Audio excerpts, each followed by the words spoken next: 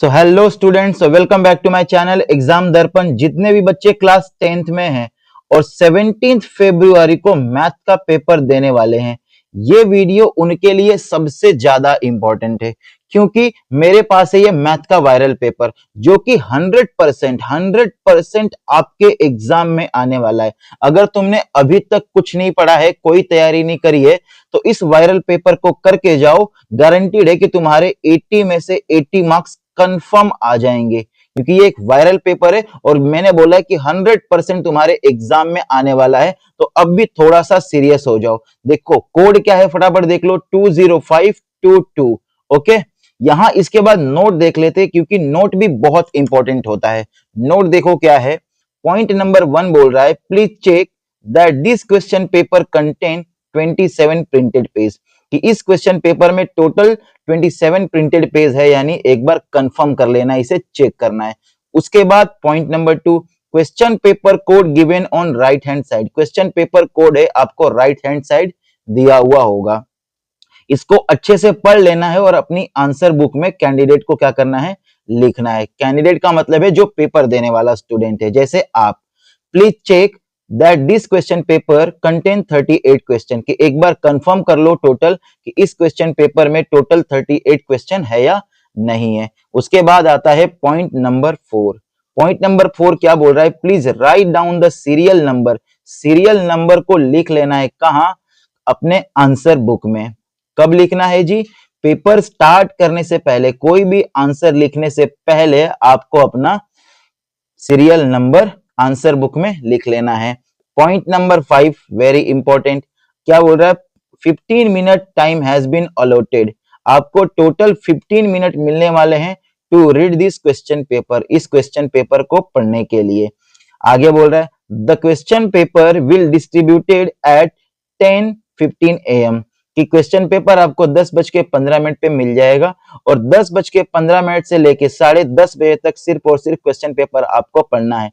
Candidate इस time में कोई भी आंसर अपने आंसर बुक में नहीं लिखेगा, सिर्फ और सिर्फ क्या करना है, क्वेश्चन पेपर को पढ़ना है। आगे बढ़ते हैं जी।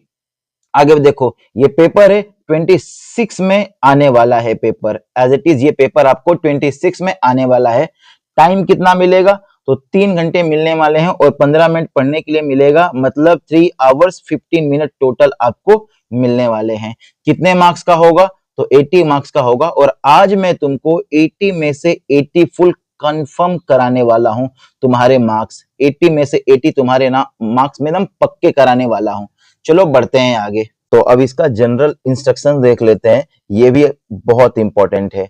क्या है, फर्स्ट देखो इसका, read the following instructions very carefully and strictly follow them.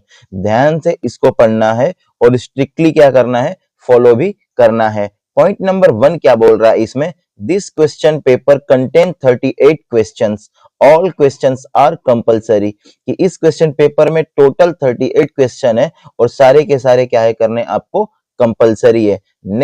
Next बोल रहा है, this question paper is divided into 5 section. ये जो क्वेश्चन पेपर है टोटल 5 सेक्शन में डिवाइड है, A B C D and E में। Okay, next point number 3, in section A में क्वेश्चन नंबर 1 to 18, 1 से स्टार्ट होगा 18 तक होंगे मल्टीपल चॉइस क्वेश्चंस। कैसे होने वाले हैं, मल्टीपल चॉइस क्वेश्चंस होने वाले हैं। And question number 19 and 20 are assertion reason based questions, और जो नंबर 19 और 20 होगा वो असर्शन रीजन बेस्ड होने वाले हैं। और सारे क्वेश्चन कितने नंबर के लिए होंगे, 1 मार्क्स के लिए होने वाले हैं। पॉइंट नंबर 4 क्या बोल रहा है, इन सेक्शन बी में क्वेश्चन नंबर्स 21 to 25, 21 से होंगे 25 तक, कैसे होंगे, तो are very short answer type question, short answer type question होने वाले हैं एंड कैरिंग 2 मार्क्स ईच। हर एक क्वेश्चन के लिए 2 मार्क्स आपको मिलेगा सही जवाब के लिए। Point number 5, in section C में क्वेश्चन नंबर 26 to 31, 26 से होगा 31 तक, are short answer type question, कैसे होंगे, शॉर्ट आंसर टाइप वाले क्वेश्चन होने वाले हैं, कैरिंग 3 मार्क्स ईच। और हर एक सही आंसर के लिए आपको कितने, 3 मार्क्स मिलने वाले हैं यहाँ पर। पॉइंट नंबर 6 बोल रहा है, इन सेक्शन डी में देखो क्या होने वाला है, क्वेश्चन नंबर 32 टू 35, 32 से स्टार्ट होगा 35 तक होगा और लॉन्ग आंसर टाइप क्वेश्चन होने वाले हैं इसमें सेक्शन डी में, कैरिंग 5 मार्क्स ईच। हर एक क्वेश्चन के लिए आपको कितने मार्क्स मिलेंगे? 5 मार्क्स मिलेंगे। ऐसे ही पॉइंट नंबर 7 समझते हैं। पॉइंट नंबर 7 बोल रहा है इन सेक्शन ई में क्वेश्चन नंबर 36 टू 38 होने वाले हैं, are case study based question होने वाले हैं और क्वेश्चंस कैरिंग 4 मार्क्स ईच, यानी हर एक क्वेश्चन कितने नंबर का होगा? तो 4 मार्क्स का होने वाला है। इसके बाद लिख रहा है internal choice has been provided. Internal choice आपको मिलेगी, लेकिन किसमें? 2 मार्क्स वाले क्वेश्चन में आपको इंटरनल चॉइस मिलेगी। And question in each case study, जो 2 मार्क्स वाले होंगे उसमें आपको क्या मिल जाएगा? तो ऑप्शन मिल जाएगा। आगे बढ़ते हैं ऐसे ही। पॉइंट नंबर 8 देखो क्या बोल रहा है, there is no overall choice, कोई भी आपको ओवरऑल चॉइस नहीं मिलने वाली है। क्या होगा? An internal choice has been provided, आपको इंटरनल चॉइस मिल जाएगी इन 2 क्वेश्चन। जैसे 2 क्वेश्चन मिलेंगे इस सेक्शन बी में 2 क्वेश्चन चॉइस के मिलेंगे and 2 question in section C, और सेक्शन सी में भी 2 क्वेश्चन मिलेंगे। ऐसे ही 2 क्वेश्चन इन सेक्शन डी, और सेक्शन डी में क्या होगा? 2 question, but 3 question of 2 marks in section E, मतलब 3 क्वेश्चन चॉइस के लिए मिलेंगे आपको 2 मार्क्स वाले। टोटल 1 2 3 क्वेश्चन होंगे, तो इसमें 2 मार्क्स वाले में एक चॉइस, इसमें 2 मार्क्स वाले में एक चॉइस, इसमें 2 मार्क्स वाले में एक चॉइस, यानी टोटल 3 चॉइस मिलेंगे बट 2 मार्क्स वाले में। नेक्स्ट पॉइंट है, अगर डायग्राम की जरूरत पड़ती है तो नीट एंड क्लीन बनाइए। अगर पाई की वैल्यू की जरूरत पड़ती है आपको तो 22/7 रखिए। पॉइंट नंबर 10 बोल रहा है use of calculator is not allowed, calculator का यूज आपको अलाउ नहीं है, इस बात का खास ध्यान रखना है। बढ़ते हैं आगे। तो यहां से शुरू होता है अब अपना सेक्शन ए। सेक्शन ए देखो क्या बोल रहा है, this section has 20 multiple choice question, इसमें आपको 20 मल्टीपल चॉइस क्वेश्चन मिलने वाले हैं, कैरिंग 1 मार्क्स ईच, और हर एक क्वेश्चन के लिए आपको कितने? 1 मार्क्स मिलने वाला है। क्वेश्चन नंबर 1 क्या है? The total number of factors of a prime number, एक प्राइम नंबर है उसके टोटल नंबर ऑफ फैक्टर क्या होते हैं? तो जरा देखो, अगर मैं कोई नंबर ले लूं, सपोज ये कोई 2 है, 2 एक नंबर है और 2 एक प्राइम नंबर है, अगर इसके फैक्टर निकालूं मैं तो क्या आएगा? 1 आएगा और 2 आएगा, मतलब इसको सिर्फ और सिर्फ 1 डिवाइड कर सकता है और दूसरा कोई नंबर है तो 2 डिवाइड कर सकता है, मतलब 2 के फैक्टर क्या है? सिर्फ 1 और 2 है। ऐसे ही अगर मैं दूसरा प्राइम नंबर लिखता हूं 3, अगर इसके फैक्टर देखूं तो 1 और 3 आएगा, मतलब कोई भी दुनिया का प्राइम नंबर हो उसके सिर्फ और सिर्फ कितने फैक्टर्स हो सकते हैं? They have only 2 factors, 2 factors. तो ऑप्शन नंबर ए क्या हो जाएगा? इसका बिल्कुल करेक्ट आंसर हो जाएगा। क्वेश्चन नंबर 2 देखो, इन द गिवन फिगर, फिगर दिया हुआ है, the graph of polynomial p of x, ध्यान देना है p ऑफ x पे पूछा है, is given that the number of zeros कितने होंगे? Number of zeros, number of zeros के लिए हम समझते हैं कि ये जो पैराबोला बना हुआ है एक्स एक्सिस को जितनी बार कट करेगा उतने ही अपने जीरोज होंगे। तो यहाँ एक बार कट किया और ये 2 बार कट किया, मतलब जीरोज कितने होने वाले हैं? 2 होने वाले हैं। अगर वाई एक्सिस के लिए पूछता तो जीरोज कितने होते हैं? 1 होते हैं, बट हमसे क्या पूछा है? एक्स एक्सिस के लिए पूछा है, तो जीरोज कितने हो जाएंगे? 2 हो जाएंगे। ऑप्शन नंबर ए, ऑप्शन नंबर ए इसमें बेटा करेक्ट अपना आंसर हो जाएगा। ओके, आगे बढ़ते हैं ऐसे ही। तो नेक्स्ट बच रहा है question number 3, a system of linear equation, linear equation का डायग्राम दिया हुआ है, ये फिगर दिया हुआ है, यहाँ बोल रहा है is said to be inconsistent. Inconsistent के लिए क्या होगा? तो पहले तो इनकंसिस्टेंट का केस याद रखो, क्या था? a1 upon a2 equal to b1 upon b2 is not equal to c1 upon c2। ठीक है, अभी इसमें ग्राफ कैसा बनता था? तो तुम बोलोगे सर पैरेलल लाइन बनती थी, पैरेलल लाइन बनती थी, पैरेलल लाइन बनती थी। और सॉल्यूशन कैसा हुआ करता था? तो तुम बोलोगे सर नो सॉल्यूशन, पैरेलल वाले में तो सॉल्यूशन हुआ ही नहीं करता था। तो ग्राफ देख पा रहे हो, 2 लाइन है और दोनों एक दूसरे के पैरेलल है, तो पक्का ये क्या होंगे? इनकंसिस्टेंट होंगे। और अगर इनकंसिस्टेंट है तो उसका सॉल्यूशन कैसा होगा? तो नो सॉल्यूशन उसका होगा। बोल रहा है 1 सॉल्यूशन नहीं, 1 सॉल्यूशन नहीं, एटलीस्ट 1 सॉल्यूशन, बिल्कुल नहीं, 2 सॉल्यूशन नहीं, इसका ऑप्शन नंबर डी हो जाएगा बिल्कुल करेक्ट आंसर, जो कि है नो सॉल्यूशन। आई बात समझ में? बढ़ते हैं नंबर 4 की तरफ। देखो क्वेश्चन नंबर 4 क्या बोल रहा है, द वैल्यू ऑफ लेमडा, इसको लेमडा पढ़ते हैं हम, ठीक है। जब आप आओगे ना 11 12th में तो आपको पता लग जाएगा। फॉर विच, ये एक क्वाड्रेटिक इक्वेशन दिया हुआ है, is a perfect square, is उसका परफेक्ट स्क्वायर क्या होगा। अब समझ में तो आया नहीं होगा क्या करना है। तो ऐसे क्वेश्चन में आप हमेशा करना कि ये तभी सॉल्व होगा जब इसके 2 इक्वल रूट होंगे, और 2 इक्वल रूट होंगे तो डी की वैल्यू क्या होगी, 0 होगी, ठीक है। द वैल्यू ऑफ, तो लेमडा की वैल्यू क्या होनी चाहिए कि ये क्या हो जाए, पूरा का पूरा परफेक्ट स्क्वायर आना चाहिए, ठीक है। तो ऐसे केस में हम हमेशा ये मान के चलेंगे कि ये क्या है, 2 इक्वल रूट्स का सॉल्यूशन है, और 2 इक्वल रूट्स में क्या होता है, डी की वैल्यू 0 होती है। अब इसे कंपेयर करूंगा मैं A X square plus B X plus C से, तो मुझे ए की वैल्यू मिलेगी जो कि हो जाएगी 1, बी की वैल्यू मुझे मिलेगी जो कि हो जाएगी 4, और सी की वैल्यू मुझे मिलेगी जो कि हो गया लेमडा। अब इसका फॉर्मूला क्या था, d is equal to B square minus 4ac, यही था डिस्क्रिमिनेंट का। d की वैल्यू कितनी हो गई, 0, b की वैल्यू क्या है 4, 4 का स्क्वायर करूंगा माइनस 4 मल्टीप्लाई ए की वैल्यू मल्टीप्लाई लेमडा। इसे जरा सॉल्व करता हूं तो यहां देख पाओगे ये हो गया 0, और 4 का स्क्वायर होता है 16, और ये हो गया 4 लेमडा। ओके, इस 4 को दूसरी साइड ट्रांसफर करता हूं मैं, इज इक्वल टू के दूसरी साइड, तो ये क्या हो जाता है, साइन इसका माइनस था इधर जाके प्लस हो जाएगा। मैं बोलूंगा ये हो गया 4 lambda is equal to 16। Okay, 4 lambda is equal to 16, divide हो रहा है 4 1 जा 4, 4 4 जा 16, मतलब लेमडा की वैल्यू कितनी आ गई, 4 आ गई। लेमडा की वैल्यू क्या आ गई मेरी, 4 आ गई, और वो क्या है, परफेक्ट स्क्वायर भी है। तो हाँ जी देखो परफेक्ट स्क्वायर भी है, ये 2 का परफेक्ट स्क्वायर ही तो होता है 4, 2 का परफेक्ट स्क्वायर ही तो 4 होता है। ये मतलब अपना आंसर क्या है, बिल्कुल करेक्ट है। तो लेमडा की वैल्यू निकली, और यहाँ आप देख पा रहे हो कि 2 का परफेक्ट स्क्वायर 4 होता है, तो लेमडा की वैल्यू क्या हो गई, 4 हो गई। आया समझ में? Option option number C, option number C, option number C क्या हो जाएगा इसमें, बिल्कुल करेक्ट आंसर आपका हो जाएगा। आई बात समझ में मैंने कैसे सॉल्व किया है, d इज इक्वल टू 0 कर लिया है, डिस्क्रिमिनेंट का फॉर्मूला पुट किया है, फिर a b c की वैल्यू कंपेयर करके निकाली है, वैल्यू पुट किया है, लेमडा की वैल्यू आ गई है।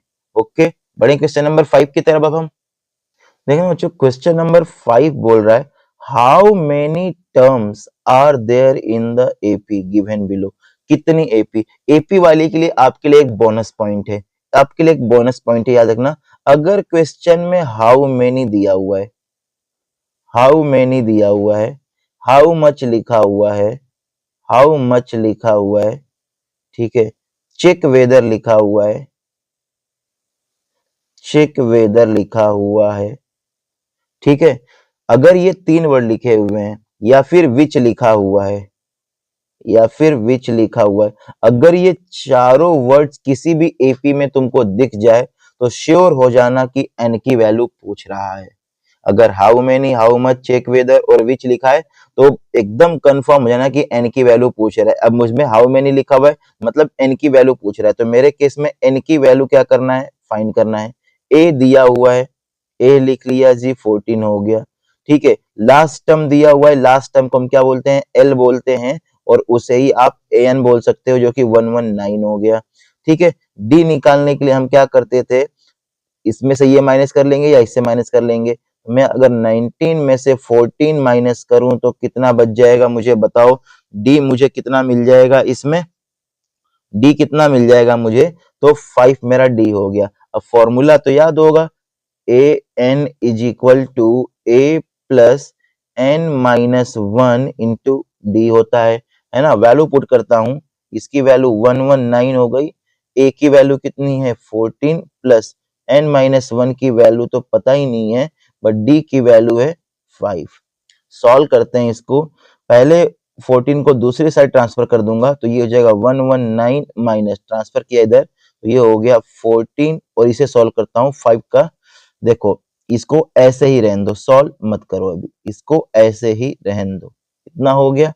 बाकी का पार्ट यहाँ देखो, 119 में से 14 जाएगा, कितना बच जाएगा, 9 में से 4 5 बच जाएगा, 1 में से 1 0, 105 हो गया। 105 is equal to n minus 1 और मल्टीप्लाई में क्या है 5। ये 5 मल्टीप्लाई में दूसरी साइड जाके क्या होने वाला है, डिवाइड का होने वाला है। तो ये हो गया, आप ऐसे कर लो, 5 1 जा 5, 5 2 जा 10, 5 1 जा 5, डिवाइड हो गया। 21 is equal to n minus 1, minus का 1 दूसरी साइड जाएगा, n की वैल्यू होती है 21 plus 1 is equal to 22। n की वैल्यू क्या आ गई अपनी 22। इतना आया समझ में n की वैल्यू। तो ऑप्शन नंबर ए इसका हो जाएगा बिल्कुल करेक्ट आंसर। क्या किया है, सबसे पहले n की वैल्यू पूछ रहा था, लिख लिया, a की वैल्यू फाइंड है, an की वैल्यू दिया हुआ है, d हमने फाइंड कर लिया, सेकंड टर्म में से फर्स्ट टर्म माइनस किया, an का फॉर्मूला पुट किया है, an का फॉर्मूला पुट किया है और वैल्यू पुट की है, तो n की वैल्यू मिल गई है। और आपके लिए बोनस टिप क्या था आज का, तो how many, how much, check whether या विच सब वर्ड मिल जाए तो ये समझो कि सिर्फ और सिर्फ वो n की वैल्यू ही पूछ रहा है।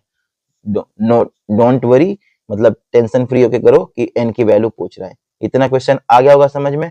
बढ़ते हैं अगले क्वेश्चन की तरफ। अब हम तो बेटा ऐसे ही अब हम करने वाले हैं क्वेश्चन नंबर 6। क्वेश्चन नंबर 6 में क्या बोल रहा है, the diameter of a circle is length of 6 metre. कि एक सर्कल है, ये एक सर्कल है और इस सर्कल का डायामीटर दिया हुआ है। सपोज ये ए कर लिया मैंने और ये बी कर लिया। डायमीटर, डायमीटर कितना दिया हुआ है तो मैं बोलूंगा ए बी की लेंथ दी हुई है 6 सेंटीमीटर। आगे बोल रहा है if one end of the diameter is, अगर इसमें से एक एंड है डायमीटर का, मैं ए को भी एंड कर सकता हूँ, बी को भी एंड कर सकता हूँ। सपोज ये इसका एंड हो गया, आप दोनों में से किसी भी कर सकते हो और इसका कोऑर्डिनेट दिया हुआ है -4,0, the other end of on x axis at. तो अगर कोई दूसरा एंड है उसका, अगर कोई दूसरा एंड है उसका और वो एक्स एक्सिस पर है, तब उसका कोऑर्डिनेट क्या होगा। तो मान लो उसका अगर एक्स एक्सिस पर है वो, तो y की वैल्यू तो क्या होनी चाहिए, 0 होनी चाहिए। तो उस केस में उसका कोऑर्डिनेट क्या हो जाएगा, x, 0 हो जाएगा। x कॉमा क्या हो जाएगा, 0 हो जाएगा। और एक कोऑर्डिनेट मुझे दिया हुआ है इसका -4,0 और इसमें मैं लगाऊंगा डिस्टेंस फॉर्मूला। क्या होता है डिस्टेंस फॉर्मूला, डिस्टेंस फॉर्मूला देखो क्या होता है, x2 माइनस x1 का whole square plus y2 minus y1 का होल स्क्वायर। वैल्यू पुट करता हूं इसमें। अब x1 y1 क्या होगा, तो देखो x1 y1 x2 y2, okay. x2 minus x1, x2 कितना है 4 है और ये है, मैं यहां लिखूंगा कि x प्लस 4। मैंने पहले बताया कि एक वैल्यू माइनस की एक प्लस की हो, तो ये माइनस माइनस अंदर भी माइनस है, प्लस हो जाएगा। ये हुआ इसका square is plus plus y2 minus y1, y2 minus y1, ये तो पूरा ही 0 हो गया, छोड़ दो इसको। और अब बोल रहा है कि इसका एक कोऑर्डिनेट, इसका एंड दिया हुआ यहाँ और टोटल लेंथ मतलब डिस्टेंस टोटल, यही तो AB की टोटल डिस्टेंस तो यही है 6 है, मतलब डिस्टेंस में निकाल रहा हूं तो टोटल डिस्टेंस इन्होंने बोला है कि 6 है। ओके, क्वेश्चन में टोटल डिस्टेंस 6 है, टोटल डायम यहाँ का दिया हुआ था, एक पॉइंट हमें निकालना था, यहाँ दिया हुआ था, यहाँ निकालना था और ये क्या है x पे, इसलिए y की वैल्यू 0 लिया था। यहाँ देखो x 6 हो गया और ये अंडर रूट का था, इसको इधर ट्रांसफर करूंगा तो अंडर रूट दूसरी साइड आके स्क्वायर बनता है, ठीक है। ये 0 का 0 हो गया और x प्लस 4 है, इसको ऐसे ही एज इट इज मैंने लिख दिया। ओके, ये हो गया 36। a प्लस बी के होल स्क्वायर पे ओपन होगा, क्या होता है a square plus B square plus 2ab, यही फॉर्मूला होता है। ओपन करता हूं, a स्क्वायर प्लस b मतलब 4 का स्क्वायर 16 प्लस 2ab 2ab, इसे सॉल्व करूंगा मैं। 36 is equal to x square plus 16 plus 4 2 जा 8x, 16 को दूसरी साइड ट्रांसफर कर दूंगा तो देखना 36 minus 16 is equal to x square plus 8x, कितना बचेगा, 6 में 6 गया 0 और 3 में से 1 जाएगा 2, 20 is equal to x square plus 8x, ये हो गया। जरा इसको यहां लिख लेता हूं मैं, ठीक से देखना, यहां लिखूंगा पेज ऊपर कर लेता हूं।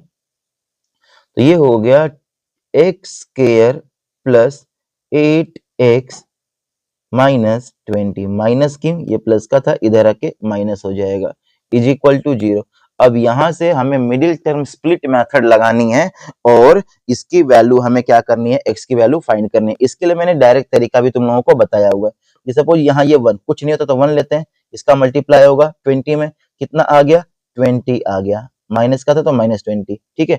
अब एक ऐसा नंबर ढूंढना है हमें कि जिसका मल्टीप्लीकेशन कितना आ जाए, 20 आ जाए, और प्लस माइनस करने पे बीच वाला टर्म जो कि मेरा क्या है 8 है वो आ जाए। अब ऐसा कौन सा नंबर है, तो बिल्कुल आप बोलोगे सर अगर आप 10 में 2 का मल्टीप्लाई करते हो तो 20 आ जाता है, और अगर आप 10 में से 2 माइनस करते हो तो 8 आ जाता है। ओके, तो यहां मैं लिखूंगा जी 10 और 2, 10 मेरा प्लस का होगा, देखो प्लस का है, और 2 मेरा माइनस का होगा, माइनस का है। ट्रिक है, याद रखना इसको अच्छे से, ठीक है। ये हो गया।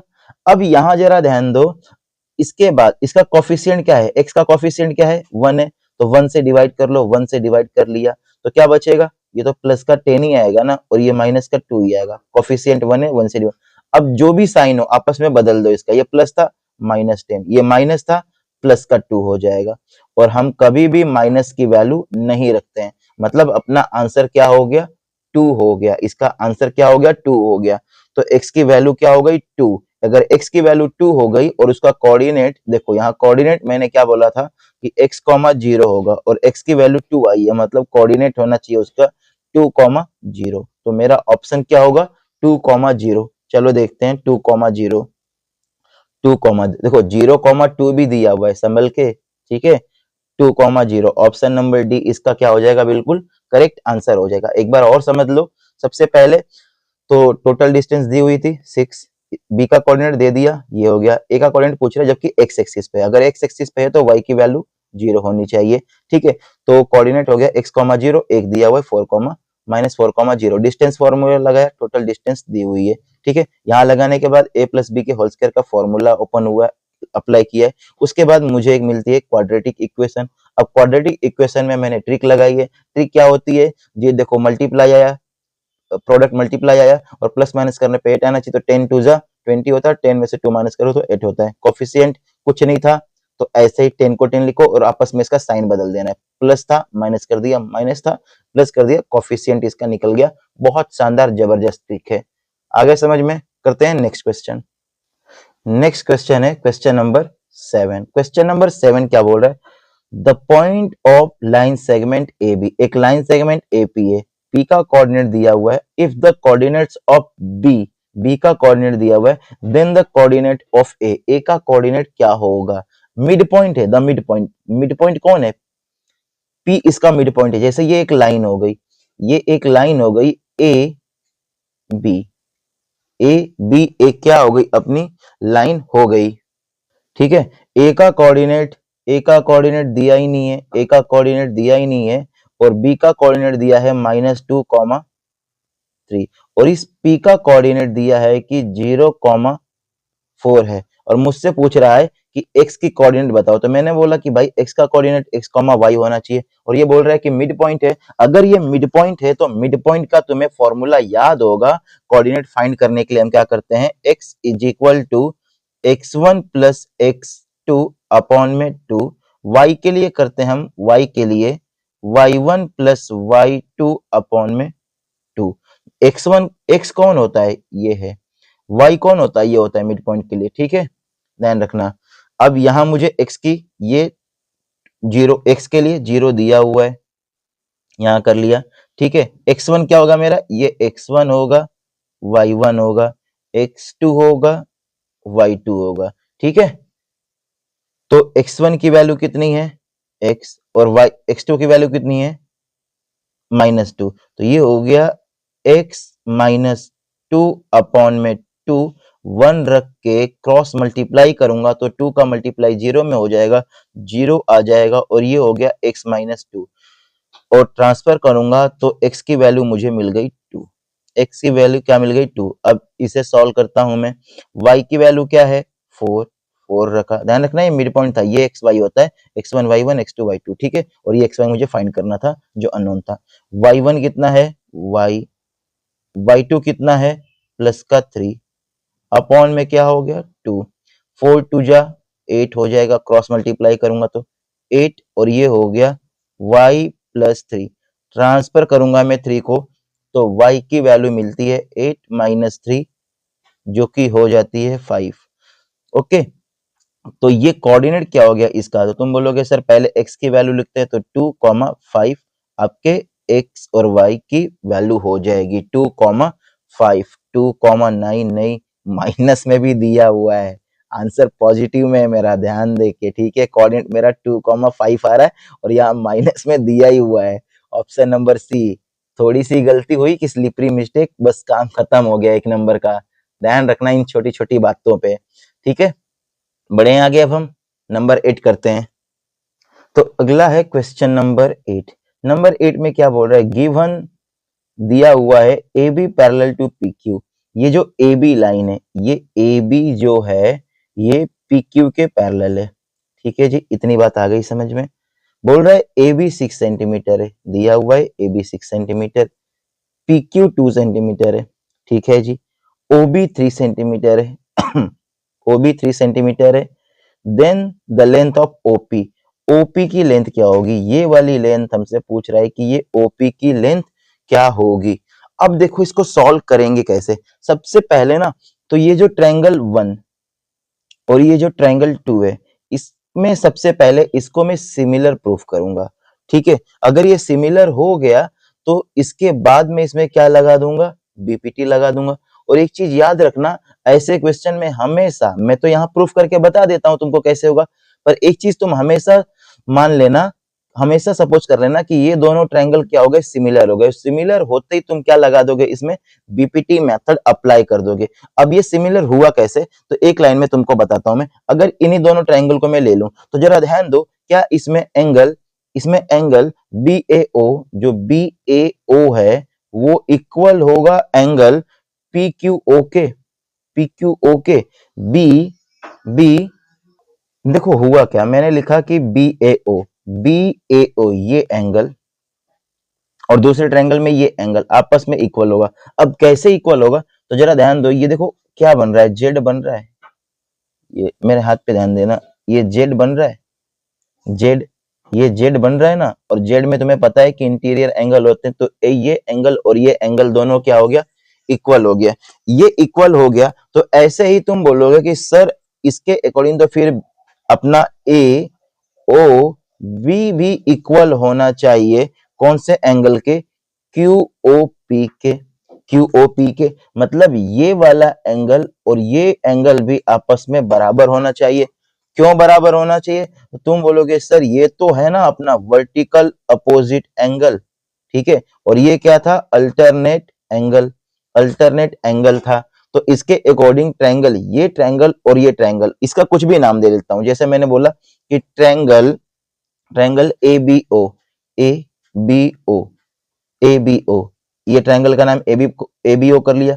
और ये सिमिलर हो जाएगा triangle, triangle Q P O के, क्यू पी ओ के। क्यों, तो एंगल एंगल वाले क्राइटेरिया से ये हो गया सिमिलर। अगर ये सिमिलर हो गया तो अब यहां आप क्या बोल सकते हो कि इनके करेस्पॉन्डिंग साइड जो होगी ए बी, करेस्पॉन्डिंग साइड जो ए बी है, ए बी की क्या हो जाएगा, क्यू पी। पहले ही बोला है कि ए बी पी क्यू के पैरेलल है, तो ए बी क्या हो गया, इसे बोलो क्यू पी बोलो या पी क्यू बोलो, कोई दिक्कत नहीं है। इसका रेशियो किसके इक्वल हो जाएगा, तो तुम बोलोगे sir O B upon O P के इक्वल हो जाएगा। क्या, तो ये साइड का रेशियो और ये साइड का रेशियो मैंने लिया है जो फाइंड करना था। तीसरी साइड में ले ही नहीं रहा हूं क्योंकि मेरे को जरूरत नहीं है। तो ये साइड हो गया, ऐसे ये वाली साइड इसके हो जाएगा जो मैंने लिया नहीं है, जरूरत नहीं है। ए बी की वैल्यू दी हुई है, वैल्यू पुट करो। ए बी कितना दिया हुआ है, तो तुम बोलोगे सर जी 6 दिया हुआ है। पी क्यू कितना दिया हुआ है जी, 2 दिया हुआ है। पी क्यू कितना दिया हुआ है, 2। ओ बी पता है क्या, ओ बी 3 है। तो ओपी कितना हो गया ये फाइंड करना था। अब देखो यहाँ 2 1 जा 2 3 जा, ठीक है, तो ये हो गया 3/1 और ये हो गया 3/OP, क्रॉस मल्टीप्लाई कर लो, OP का 3 में मल्टीप्लाई, या तो फिर ऐसे ही 3 1 जा 3 3 1 जा 3 कट भी गया। अब क्रॉस मल्टीप्लाई करूंगा तो OP की वैल्यू कितनी आ गई, 1 आ गई, 1 सेंटीमीटर।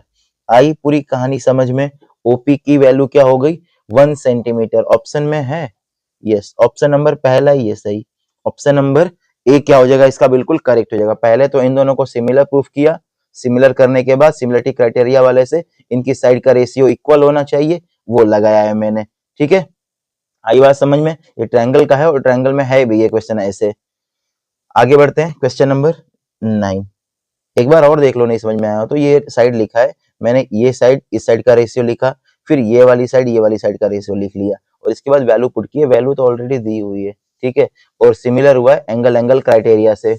अब देखिए क्वेश्चन नंबर 9, हम क्वेश्चन नंबर 9 में ध्यान दोगे, in the given figure PA and PB are tangent, कि PA, ये जो PA है और ये जो PB है ये टेंजेंट है, ठीक है जी, P से और A से, ठीक है। आगे बोलते हैं C एंड Q कोई पॉइंट है सर्कल पे, C और Q कोई पॉइंट है सर्कल पे, C तो अपना सेंटर ही है।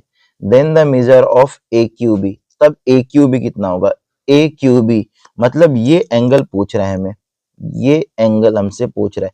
अब जरा ध्यान देना एक बार, ये जो एंगल होता है एंगल P और ये एंगल C, इन दोनों का सम, अगर मैं एंगल P और एंगल C का सम फाइंड करूं तो ये दोनों क्या होते हैं, दोनों सप्लीमेंट्री एंगल होते हैं। क्या होते हैं, दोनों सप्लीमेंट्री एंगल होते हैं। और एंगल P कितना दिया हुआ है 55, तो मेरे पास एंगल C आ जाएगा 180 माइनस 55। ऐसी प्रॉपर्टियां तुमको याद रखनी पड़ती है, क्वेश्चन तभी इजी होता है। ये क्वेश्चन अगर तुम्हें इजी लगता है तो हाँ, इजी सिर्फ उसके लिए है जिसको ये कॉन्सेप्ट पता था कि इन दोनों में क्या रिलेशन होता है। आगे फिर बात करेंगे कि सी और क्यू में क्या रिलेशन होता है। तो जब तक ये प्रॉपर्टी सारा कॉन्सेप्ट क्लियर है, ये क्वेश्चन उन बच्चों के लिए, पूरा पेपर उन बच्चों के लिए आसान है। लेकिन जिसे कॉन्सेप्ट नहीं पता है, अभी तक नहीं करा, तो एक एक चीजों पे ध्यान दो, एक छोटी छोटी बातों पे ध्यान दो, तभी तुम्हारा कॉन्सेप्ट क्लियर होगा। आई बात समझ में। तो ये प्रॉपर्टी थी, इस प्रॉपर्टी देखो याद है मुझे, तुरंत हो गया, नहीं तो फिर पता नहीं कितनी माथा पच्चीसी करनी पड़ती इसमें, और लास्ट में जाके क्वेश्चन इसे छोड़ना ही पड़ जाता। माइनस करूंगा कितना आ गया, 125 आ गया, 125। अब जरा ध्यान दो एक चीज कि एंगल सी और क्यू में क्या होता है। मैंने कितनी बार बताया कि एंगल क्यू क्या होता है, एंगल क्यू क्या होगा, हमेशा डबल होता है। यहां देखो मैं बोलूंगा कि एंगल सी, ये एंगल सी अगर मुझे फाइंड करना है, एंगल सी अगर मुझे फाइंड करना है तो ये होता है मल्टीपल 2 ऑफ एंगल क्यू, ठीक है। मतलब सेंटर वाला एंगल क्या होता है, डबल होता है, और यहाँ वाला एंगल हाफ होता है। ये पढ़ाई है प्रॉपर्टी, और ये तो 9th में भी है। तो एंगल सी मुझे पता करना है, यहाँ एंगल क्यू पता करना था। तो एंगल सी कितना हो गया मेरे पास 125, और ये मल्टीप्लाई में था, इधर आके डिवाइड में हो जाएगा, और ये हो गया एंगल क्यू। डिवाइड करूंगा इसे तो 66 पॉइंट हाफ हो जाएगा, और ये हो गया एंगल क्यू। इसे ही मैं लिख सकता हूँ 66 और 0.5 को 1/2, ये हो गया एंगल क्यू। ओके, है कोई ऑप्शन? तो देखो, ओह 62 आएगा, मैं क्या लिख रहा हूँ, 62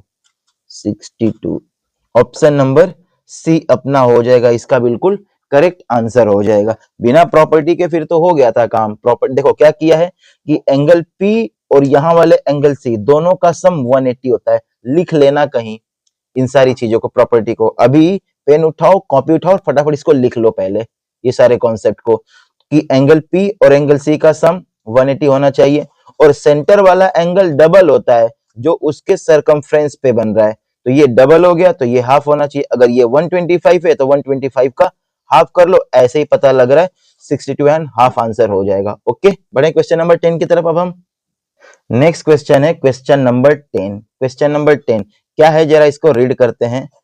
from an external point Q, कोई एक एक्सटर्नल पॉइंट है जे Q, the length of tangent to a circle is 12 centimetre. तो सर्कल का टेंजेंट क्या है, 12 centimetre, and the distance of Q from the centre of the circle is 13 centimetre, ठीक है।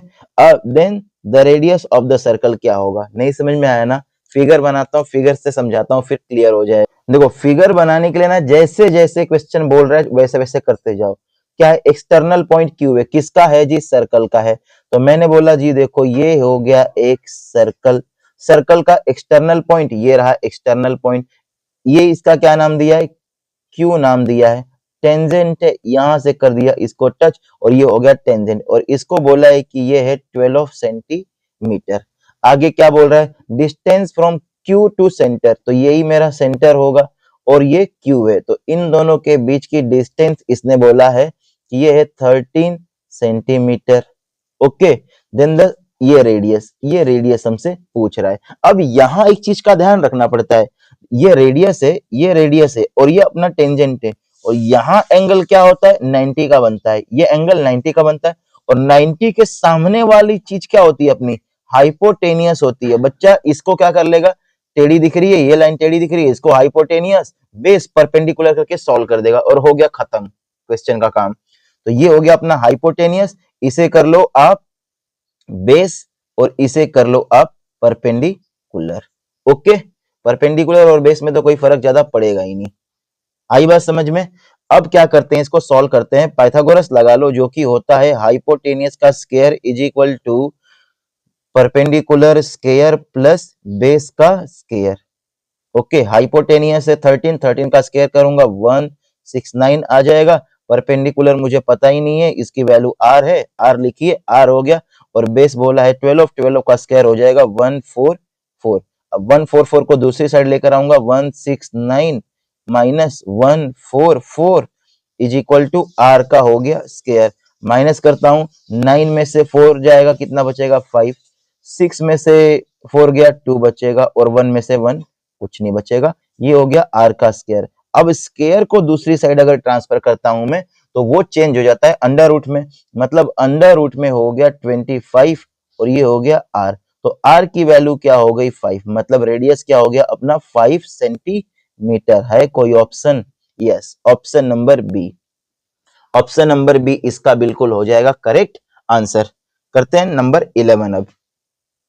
Question number 11, the value of, इस पूरे की value बतानी है मुझे।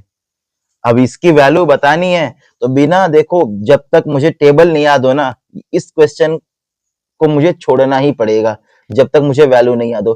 तो एक बार वैल्यू याद कर लेना। देखो साइन 90 की वैल्यू क्या होती है, तो बोलोगे सर 1 लिखो। अब मैं पूछूं कि cos 60 की वैल्यू क्या होती है, बोलोगे सर जी 1/2 लिखो। अब ये बोलेगा कौन, वो बच्चा जिसको लर्न है, और जिसको लर्न नहीं है ना, वीडियो देख लेना और फटाफट जाके लर्न कर लेना, अभी भी टाइम नहीं है, ठीक है, जितना टाइम है उसको यूज करो। सेक 45, सेक 45 की वैल्यू कितनी होती है, √2 होती है। कॉस का उल्टा कर सकते थे 1/√2 का।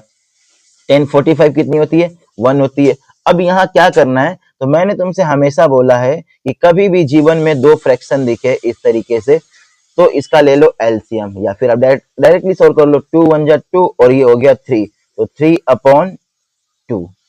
ओके, नीचे फ्रैक्शन में क्या है, √2 प्लस 1, इसके अपॉन में 1 रखो और ये जाएगा रेसिप्रोकल होके, तो यहां हो गया 3/2 मल्टीप्लाई 1/√2 प्लस 1। ओके, अब ये जो पार्ट आया है मैथमेटिक्स के अकॉर्डिंग, तो अंडर रूट डिनोमिनेटर में नहीं होना चाहिए, मुझे इसका एलसीएम लेना पड़ेगा, मुझे इसका एलसीएम लेना पड़ेगा। और एलसीएम लेने से पहले एक बार मैं चेक कर लेता हूं कि क्या कोई ऑप्शन है, अगर ऑप्शन नहीं होगा तो बढ़ जाएंगे। √3/2 सेम है, √2 - 1 नहीं, अपना प्लस में है भाई, ये नहीं है, ये भी नहीं है।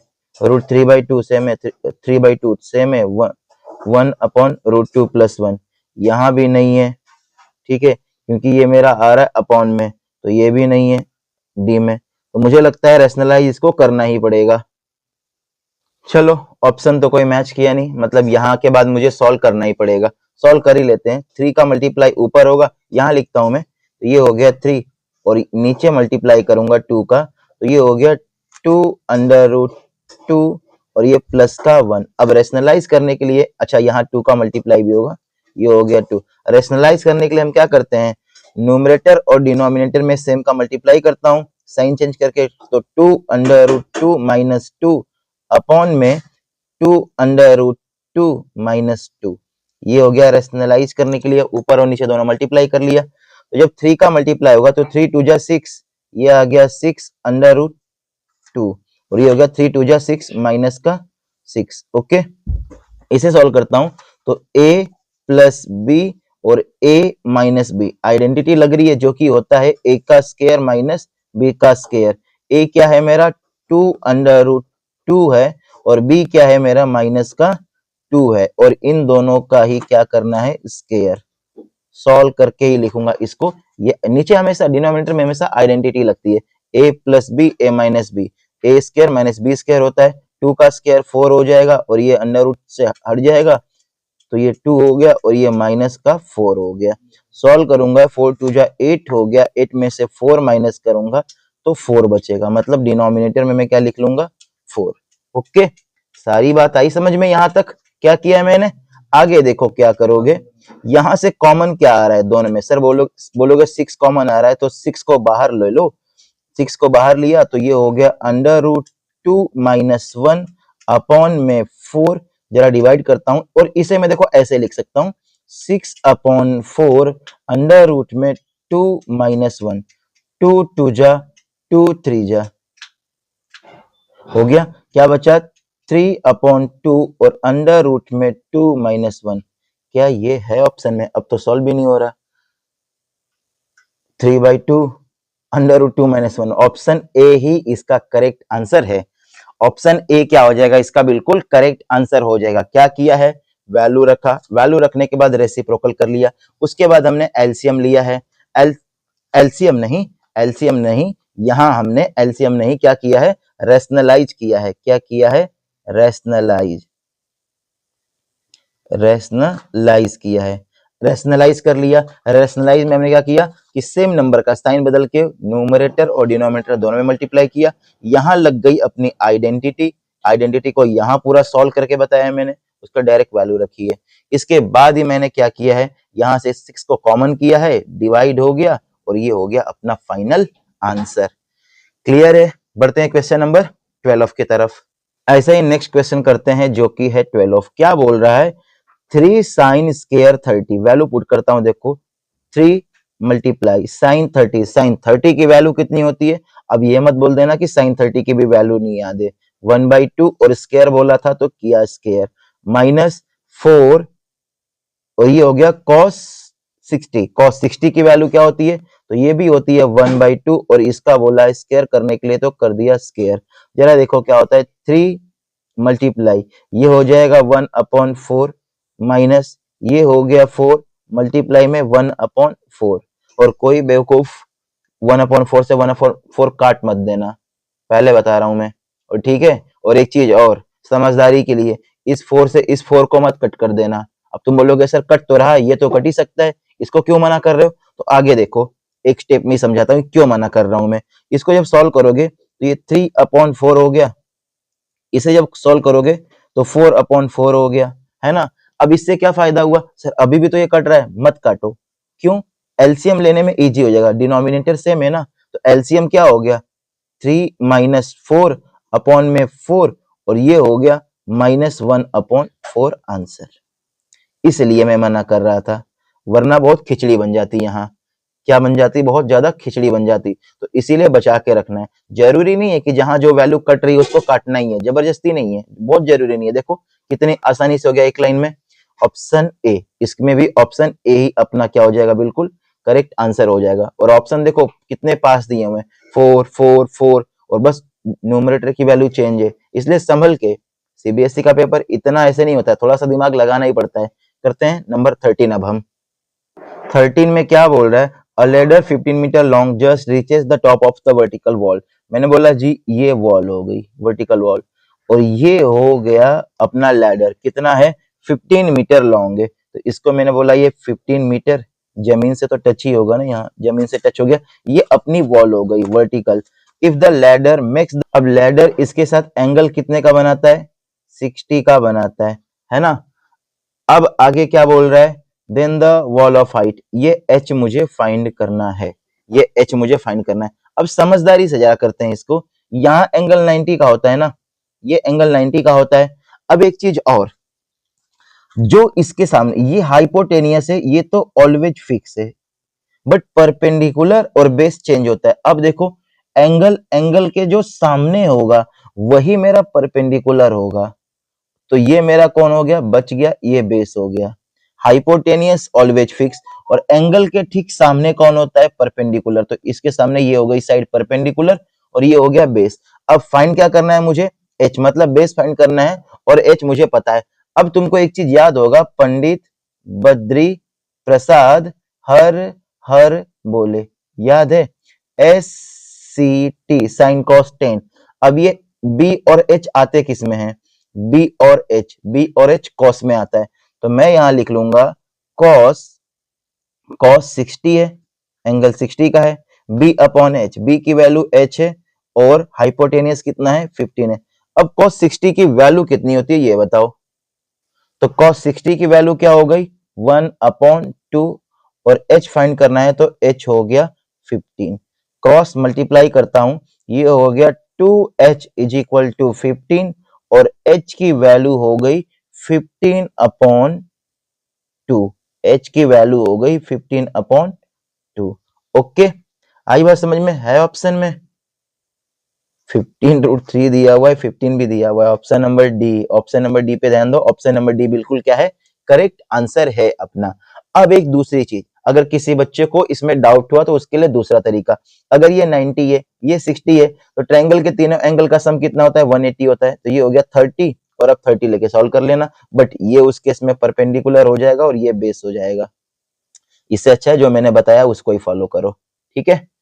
करते हैं नंबर 14 अब हम।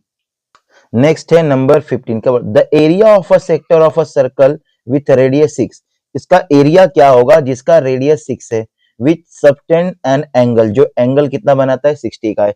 तो एरिया के लिए सेक्टर ऑफ एरिया का फॉर्मूला था थीटा अपॉन 360, और सर्कल का एरिया लगाओ पाई आर स्क्वायर। ओके, एंगल कितना बोला है, 60 का, तो यहां लिखो एंगल हो गया मेरा 60, अपॉन क्या है, 360, अपॉन क्या है, 360, मल्टीप्लाई पाई की वैल्यू 22/7, मल्टीप्लाई आर की वैल्यू 6 बोला है, तो ये हो गया 6 × 6, दो बार, क्योंकि आर का स्क्वायर है।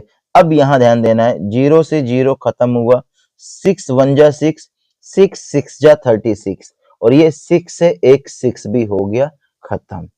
बचा क्या है जी, 6 2 जा 12 को 2 1 कैरी है, 6 2 जा 12 और 1 13, 132/7, है कोई ऑप्शन, यहां लिखो सेंटीमीटर स्क्वायर, एरिया स्क्वायर में होता है 132 का square, option number B, option number B क्या होगा इसका, बिल्कुल करेक्ट आंसर हो गया। बहुत इजी था ये तो, बस फॉर्मूला याद होना चाहिए, इजी तभी है जब तक तुमको फॉर्मूला याद है, वरना अच्छे अच्छे बच्चों को ये भी नहीं आता है, ठीक है, जब तक फॉर्मूला याद था तब तक इजी था। करते हैं नंबर 15 अब हम, ऐसे ही नंबर 15 देखते हैं। नंबर 15 में बोल रहा है Pankaj has a motorcycle with dia दिया हुआ है, and there are 22 spokes in the wheel, 22 spokes है उसकी व्हील में, find the length of the arc.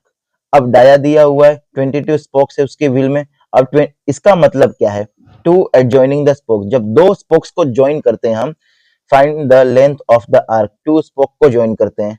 अब देखो स्पोक्स का मतलब नहीं समझ में आया ना, क्या होता है, जैसे ये गाड़ी का पहिया टायर हो गया, ठीक है, ये सेंटर, अब ऐसे ऐसे जो तीरें लगी होती हैं ऐसे, उसी को ये स्पोक्स बोल रहा है। टोटल कितने हैं, 22 है, तो ये एक सर्कल है, तो टोटल एंगल कितने का होगा, 360 का होगा। तो अब एक के बीच एंगल कितना हो सकता है, टोटल एंगल कितना होगा इसमें, मैं बोलूंगा 360 को अगर मैं 22 से डिवाइड कर दूं तो मेरा थीटा निकल जाएगा, क्योंकि टोटल एंगल 32 का होता है और स्पोक्स कितने हैं, 22 है। अगर एक का एंगल कुछ आएगा तो 22 का कितना हो जाएगा, तो पूरे का निकाल लूंगा मैं इस तरीके से, तो थीटा मिल गया मुझे, और डायमीटर 91 था, डाया दिया हुआ है 91, और रेडियस कितना हो जाएगा फिर 91/2 हो जाएगा। सॉल्व इसको मत करना, आंसर चले आएगा पॉइंट में, ठीक है। करोगे कैसे, देखो क्या निकालना है, adjoining, find the length of arc. अब लेंथ ऑफ आर्क का फॉर्मूला क्या था, theta upon 360 multiply 2 pi R. Okay, 2 pi R. Theta की वैल्यू कितनी है? 360 अपॉन 22, तो यहां लिखा 360 अपॉन 22 और ये मेन फ्रैक्शन में हुआ अपना 360। ठीक है, ये टोटल थीटा की वैल्यू हो गई, मल्टीप्लाई 2 मल्टीप्लाई पाई की वैल्यू हो गई 22 अपॉन 7 और आर की वैल्यू हो गई 91 अपॉन 2। 2 से 2 हो गया खत्म। ठीक है, 7 से देखो, 7 1 जा 7, ये भी हुआ 7 1 जा 7, 2 बचा, 7 3 जा, ये भी हो गया। यही फायदा है। इसको सॉल्व करते हैं, जरा देखना, इसके अपॉन में 1 रखूंगा और ये पार्ट रेसिप्रोकल होके ऊपर जाता है, तो ये हो जाएगा तुम्हारा, ये हो जाएगा 360 अपॉन 22 मल्टीप्लाई में 1 अपॉन 360 मल्टीप्लाई में क्या है 22 मल्टीप्लाई में क्या बचा है 13, यही बचा है। 360 से 360 12 से 12 और क्या बच गया 13, और 13 ही अपना हो गया फाइनल आंसर। 13 ही हो गया अपना final answer, option A. Option A इसका हो जाएगा बिल्कुल करेक्ट आंसर। देखो एक बार क्या किया है, थीटा निकालने के लिए जितने टोटल एंगल 360 का होता है, 22 स्पोक्स थे, 22 से डिवाइड कर लिया। ओके, डायमीटर 91 को रेडियस निकाल लिया 19/2। फॉर्मूला था, इस फॉर्मूले में वैल्यू पुट की है, थीटा की वैल्यू 360/22 और ये 360 का 360, 2 पाई आर, 2 लिखा, पाई की वैल्यू 22 और ये इसकी वैल्यू। इसके बाद ये रेसिप्रोकल होके ऊपर गया, इसको एज इट इज लिखा और ये रेसिप्रोकल होके, तो ये न्यूमरेटर बन जाएगा, ये डिनोमिनेटर। 360 से 360 कैंसिल, 22 से 22 कैंसिल, अब यहाँ 13 था, ये कैंसिल किया है, 7 13 जा और सब कट गया, बचा क्या 13 और 13 ही अपना हो गया फाइनल आंसर। करें हम नंबर 16, चलो आ जाओ। नंबर 16 बोल रहा है अ बैग कंटेन 100 कार्ड्स, एक बैग में 100 कार्ड है, 1 to 100, a card is drawn at random, कोई भी एक कार्ड अचानक से निकाला जाता है, what is the probability that the number of the perfect cube, तो उसकी प्रोबेबिलिटी क्या होगी कि वो नंबर क्या होना चाहिए, परफेक्ट क्यूब होना चाहिए। तो मैं देख लेता हूं, टोटल नंबर मेरे पास 100 है, टोटल हो गया 100 नंबर्स हैं। अब 1 से लेके 100 तक में क्यूब होना चाहिए, तो मैं देखूंगा ऐसे कौन से नंबर हैं जो परफेक्ट क्यूब होते हैं। तो पहला नंबर 1 है, क्यूब होगा ही होगा, ठीक है। दूसरा नंबर 8 होगा, 2 का क्यूब। तीसरा नंबर क्या होगा 27, 3 का क्यूब। चौथा नंबर क्या होगा 64। पांचवा नंबर क्या हो सकता है मेरा, कोई है ही नहीं। तो ये चार ही नंबर क्या है मेरे, परफेक्ट क्यूब है। अगर अगला लूंगा तो वो ज्यादा हो जाएगा, ठीक है। तो ऐसे चार नंबर है जो परफेक्ट क्यूब होते हैं किसी के, ठीक है, क्यूब। तो कितने हो गए, 1 2 3 4 हो गए, तो यहां लिखूंगा 4। टोटल आउटकम 100 और कितने क्यूब होंगे 4 होंगे। तो ये होगा, डिवाइड करो, ये हो गया 4 1 जा और ये 25 जा, 1/25, 1/25। Option number B 1/25, option number B क्या हो गया इसका बिल्कुल करेक्ट आंसर हो गया।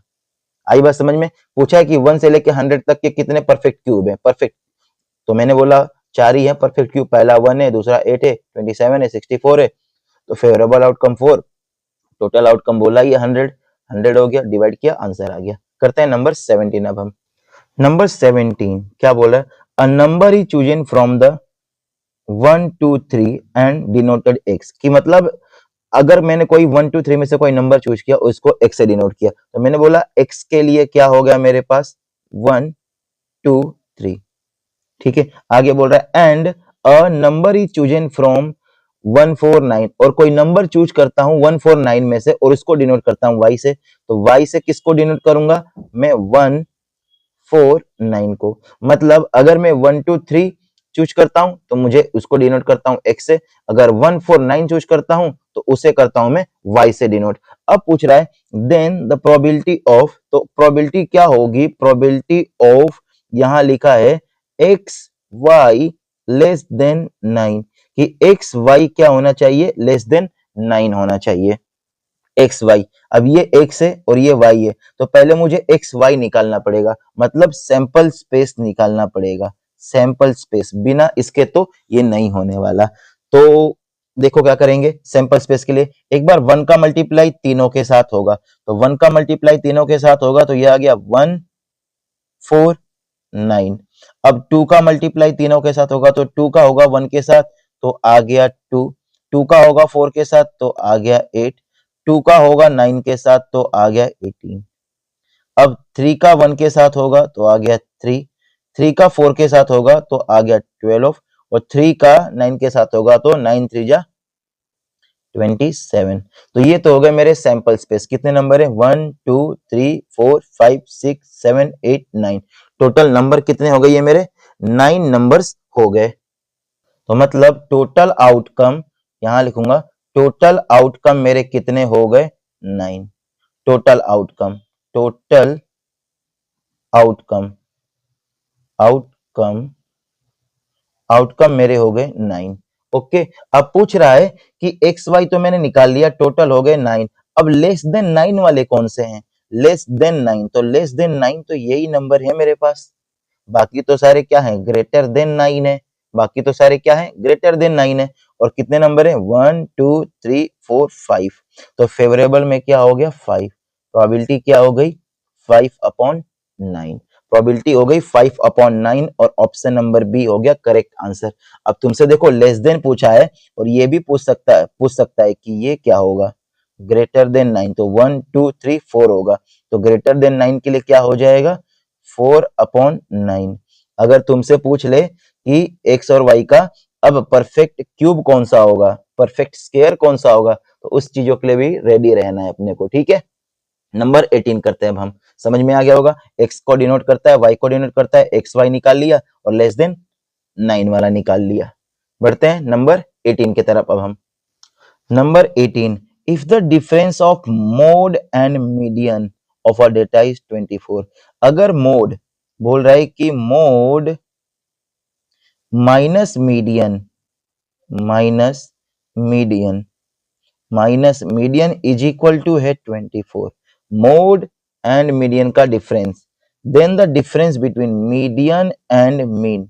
तब मीडियन, मीडियन, मीडियन और मीन का डिफरेंस क्या होगा? मीन का डिफरेंस क्या होगा ये पूछ रहा है। आई बात समझ में? इतना समझ में आएगा जो दिया हुआ था। अब कैसे करोगे? देखो बिना फॉर्मूले के तो ये नहीं होने से रहा। अब तुमको फॉर्मूला याद होना चाहिए कि mode, mode is equal to होता है 3 median, 3 median, 3 median minus 2 mean. ये फॉर्मूला होता है। ओके, ये फॉर्मूला होता है। अब यहां से क्या करना है? मुझे मोड की वैल्यू निकाल लूंगा। देखना ये माइनस का था, इधर जाएगा तो प्लस का हो जाएगा, ठीक है। मीडियन की वैल्यू निकाल, मोड की वैल्यू निकाल लेता हूं मैं यहीं से, क्योंकि मीडियन को और मीन को मुझे बचा के रखना है, तो मोड को ही चेंज करूंगा मैं। ध्यान रखना, कोई बोलेगा कि सर मीडियन की वैल्यू निकाल लो, नहीं मीडियन की वैल्यू नहीं, क्योंकि मुझे मोड को, तो यहां मैंने मोड निकाल लिया। ये हो गया मोड की value 24 plus median, median, median, ठीक है। यहां से ये पूरी वैल्यू को यहां से चेंज किया है, मतलब दूसरी साइड भेजूंगा, तो ये माइनस का था, इधर जाके प्लस हुआ है, ठीक है। और ये लिखा है 3 median, 3 median minus 2 mean. Okay, transfer करता हूं, मीडियन को यहां लेकर आ जाता हूं मैं, तो ये हो गया 24 plus median, median minus 3 median, minus 3 median is equal to -2 mean. ये हो गया इतना। अब ये है 1 मीडियन और ये है 3 मीडियन, माइनस करूंगा तो क्या हो जाएगा? -2 मीडियन, 2 मीडियन, मीडियन 1 मीडियन में से 3 मीडियन माइनस होगा तो बड़े नंबर का साइन लग जाएगा। ये हो गया -2 मीन। ओके, अब आप देख पा रहे हो सर ये भी 2 से डिवाइड हो रहा है, ये भी 2 से डिवाइड हो रहा है, ये भी 2 से हो रहा है, तो 2 से क्या करता हूं मैं? Dividing both side by 2। तो ये हो गया 2 1 जा 2 1 जा और ये हो गया 2 12 जा। दोनों साइड 2 से मैंने क्या कर दिया है, डिवाइड कर दिया। जो बचा है उसे लिखता हूं 12 minus median, median is equal to minus mean. Okay, इतनी बात आई समझ में। अब क्या करता हूं मैं, मीन को, मीन को मुझे मीडियन माइनस मीन निकालना था, है ना। मैं मीडियन को दूसरी साइड ट्रांसफर कर देता हूं। ये हो गया 12 is equal to minus mean, minus का था ये आ जाएगा प्लस का मीडियन, मीडियन। ओके, इतना हो गया। इसको थोड़ा करेक्ट करके लिख लेता हूं मैं, 12 मीडियन प्लस का है, पहले लिख लेता हूं मीडियन माइनस मीन। तो मीडियन माइनस मीन कितना आ गया, 12 आ गया। मीडियन माइनस मीन कितना आ गया, 12 आ गया। सबसे पहले तो देखो जो डेटा दिया हुआ था, जो फाइंड करना था उसे लिखा, ये लिखा फॉर्मूला, यहां से मोड की वैल्यू निकाल लिए, इस पूरे को दूसरी साइड ट्रांसफर कर दिया है, वैल्यू पुट किया है, और ये तो सिर्फ अपना कैलकुलेशन है। तो मीडियन माइनस मीन कितना आया है, 12। देखते हैं ऑप्शन है क्या। तो यस, ऑप्शन नंबर बी क्या हो जाएगा, इसका बिल्कुल करेक्ट आंसर हो जाएगा। अपना भी 12 आया था। करते हैं नेक्स्ट नंबर 19। नंबर 19 देखो असर्शन रीजन वाले क्वेश्चन होने वाले हैं। तो नंबर 19 असर्शन क्या है, a spherical glass vessel has cylindrical neck 8 centimetre long and 2 centimeter in diameter. The diameter of the spherical part is 8.5 centimeter. By the measuring the amount of water in holes, child find the volume of इतना। कि अब क्या निकालना है इसका, मुझे volume निकालने के लिए बोला है, और वॉल्यूम के लिए सारा डेटा भी मुझे दे दिया है इसका, है ना। तो अगर इसका मुझे वॉल्यूम निकालना पड़ा तो क्या होगा फॉर्मूला, एक तो मैं बोलूंगा स्फीयर का फॉर्मूला और एक सिलेंडर का फॉर्मूला, दोनों को प्लस करना पड़ेगा। तो वॉल्यूम ऑफ स्फीयर क्या होता है, वॉल्यूम ऑफ स्फीयर होता है 4/3 pi R cube, plus cylinder का क्या हो जाएगा, तो सिलेंडर का तुम बोलोगे sir pi R square H होता है।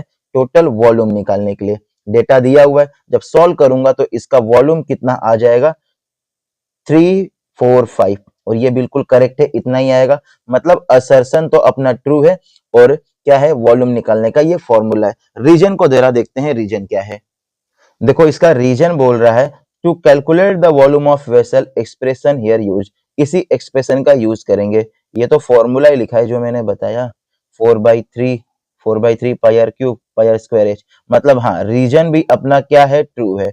रीजन भी ट्रू, असर्शन भी ट्रू, और रीजन अच्छे से एक्सप्लेन भी कर रहा है।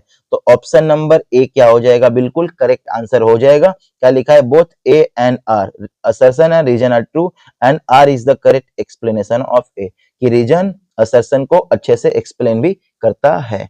करते हैं अब ऐसे ही नंबर 20 असर्शन एंड रीजन का, देखते हैं क्या है। बी है the 11th term of an AP, 11th term क्या होगा, 67 होगा। इसका बोल रहा है कि 11th टर्म क्या होगा, 67 होगा। तो बिल्कुल सही बात है, क्या होगा इसका 11th टर्म 67 ही होगा। ये अपना ए हो गया, ठीक है। अब क्या पूछ, ये अपना an हो गया, और इससे हम 9 में से 7 माइनस कर लेंगे तो d की वैल्यू क्या आ जाएगी, 2 आ जाएगी। और जब सॉल्व करता हूं मैं a11 is equal to a plus 10d, तो मेरे पास 11 टर्म यही निकल के आती है। मतलब असर्शन तो अपना क्या है, बिल्कुल ट्रू है। जरा रीजन देखते हैं, Sn is the sum of first n term AP, its nth term of n given by n is equal to ये। तो रीजन क्या है, रीजन तो अपना क्या है, इसमें गलत है। रीजन क्या है, गलत है, फॉल्स है। मतलब assertion true, reason false. Option number A both true नहीं, बोथ ट्रू नहीं, A is true but R is false. Option number C क्या हो जाएगा, इसमें बिल्कुल करेक्ट आंसर हो जाएगा। तो यहां तक हमने क्या किया है, सेक्शन ए पूरा कंप्लीट कर लिया है, और अब हम करने वाले हैं सेक्शन बी। सेक्शन ए में तो क्या था, सिर्फ ऑप्शन वाला था, ए बी सी डी में से कोई एक करेक्ट होगा। बट सेक्शन बी क्या है, सॉल्व करके दिखाना पड़ेगा। क्या बोल रहा है, this section has 5 very short answer type question. इसमें 5 क्वेश्चन है, और 5 क्या होने वाले हैं, वेरी शॉर्ट आंसर टाइप होंगे, और हर एक क्वेश्चन के लिए आपको 2 मार्क्स मिलने वाला है। चलो देखते हैं क्या है फर्स्ट क्वेश्चन और कैसे सॉल्व करेंगे इसको। 21 क्या बोला, find the HCF and LCM किसका, 56 का और 112 का, using the prime factorisation method. अब प्राइम फैक्टराइजेशन का मतलब क्या है, सबसे पहले तो 56 के मैं सारे फैक्टर निकाल लूंगा, ठीक है। क्या आ जाएंगे इसके फैक्टर, 56 के फैक्टर क्या आ जाएंगे, तो इसके फैक्टर हो जाएंगे 2 मल्टीप्लाई 2 मल्टीप्लाई 2 मल्टीप्लाई 7। अब ये कैसे फाइंड किया है, तो यहां लिखो आप 56 और इसे करो डिवाइड, 2 2 जा 4, 1 बचा, 2 8 जा 16, 2 से 2 1 जा 2, 2 4 जा, फिर 2 से 2 7 जा और 7 1 जा। ये तो आपका रफ काम है, तो यहाँ इसके फैक्टर लिख लिए। ऐसे ही 1 1 2 के मैं सारे फैक्टर्स फाइंड करूंगा, 2 मल्टीप्लाई 2 मल्टीप्लाई 2 मल्टीप्लाई 2 मल्टीप्लाई 7। अब फाइंड करना है एचसीएफ। एचसीएफ क्या होता है, जो कॉमन होना चाहिए। तो देखो यहाँ 2 है, यहाँ भी 2 कॉमन है, 2 और 2 कॉमन, 2 और 2 कॉमन, और ये 7 और ये 7 हो गया common.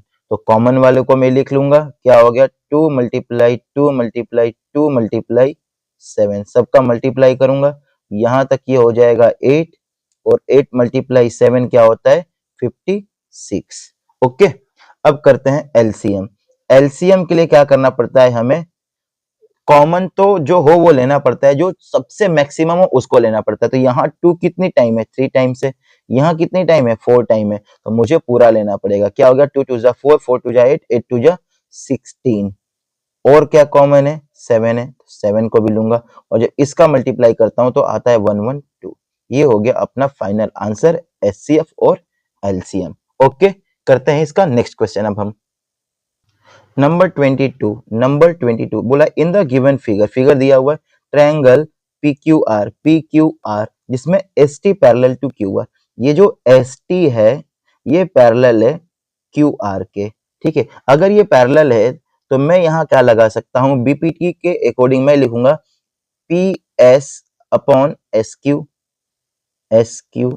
Equal to P T upon T R लिखूंगा, P S upon S Q और P T upon T are.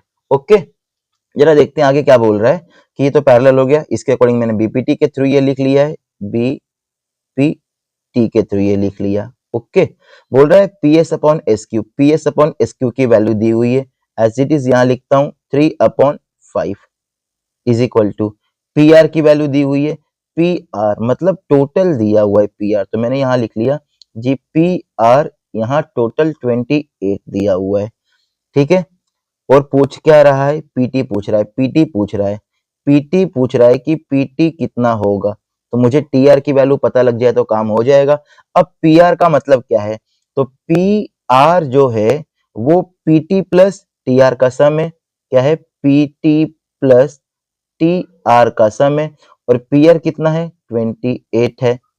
अगर यहां से मैं पीटी निकालूं तुम बोलोगे सर टी आर माइनस कर लो, इधर जाके माइनस हो जाएगा, ये आ गई पी टी की value.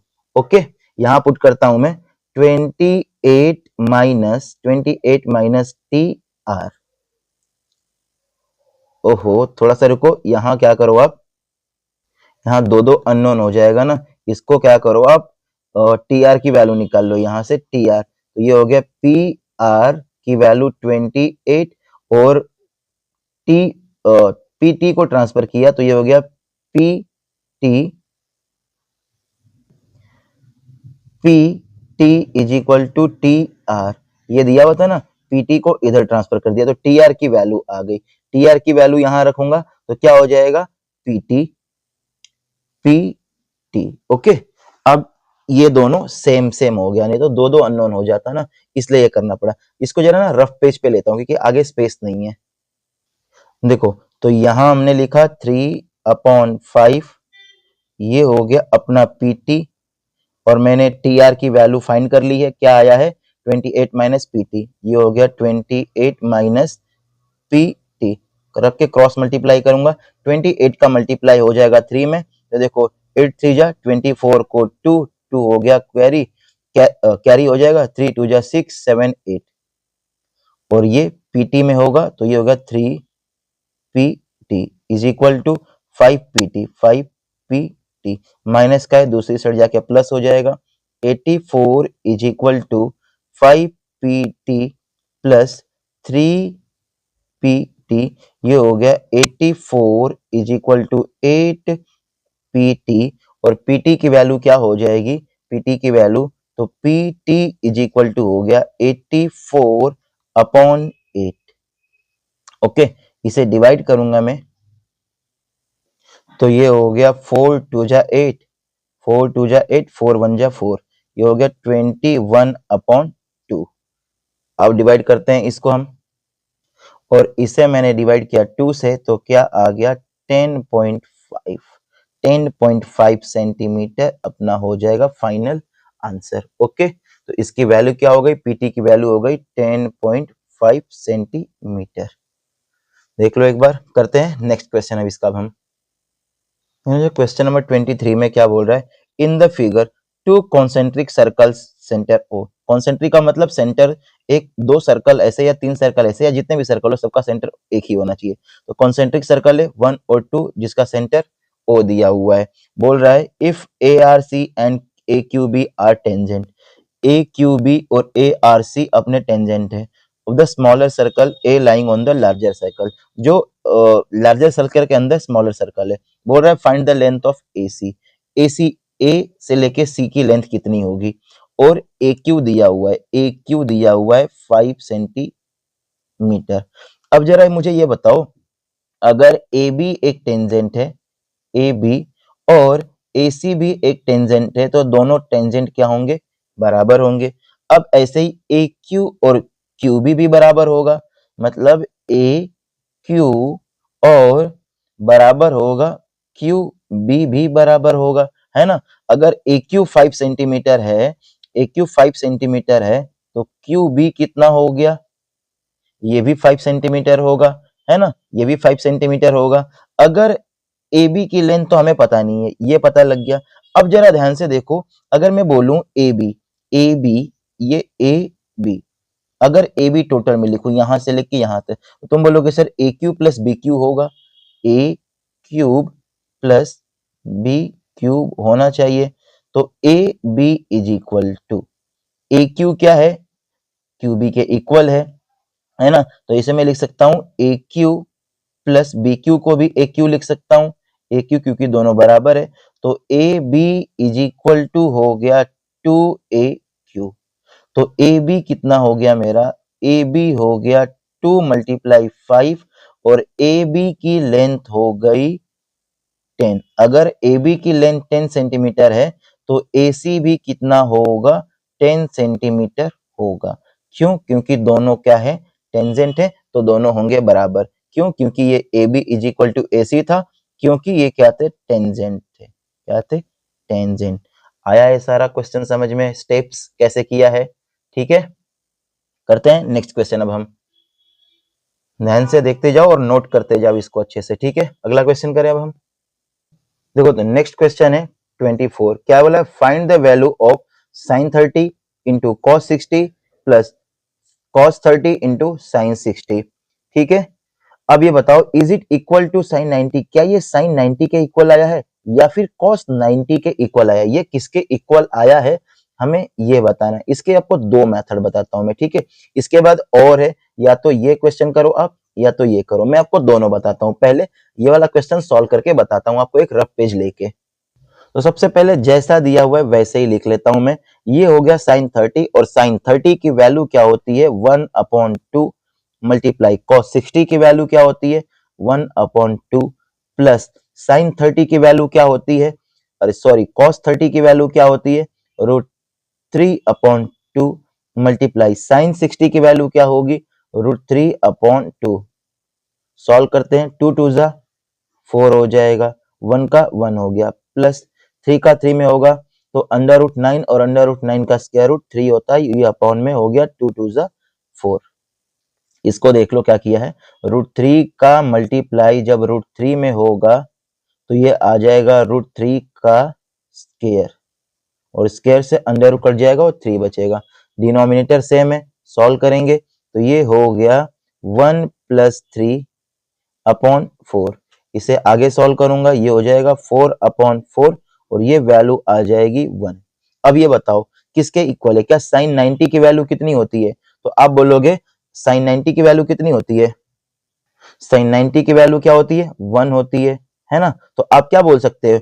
It is equal to it is equal to sine 90। ठीक है, sign 90।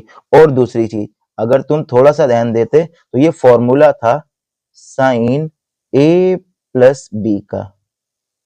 Sign A plus B का क्या होता है? Sine A into cos B plus cos A into sine B. ठीक है, और a की वैल्यू 30, b की वैल्यू 60, तो ऐसे भी ये साइन 90 ही आ जाता है।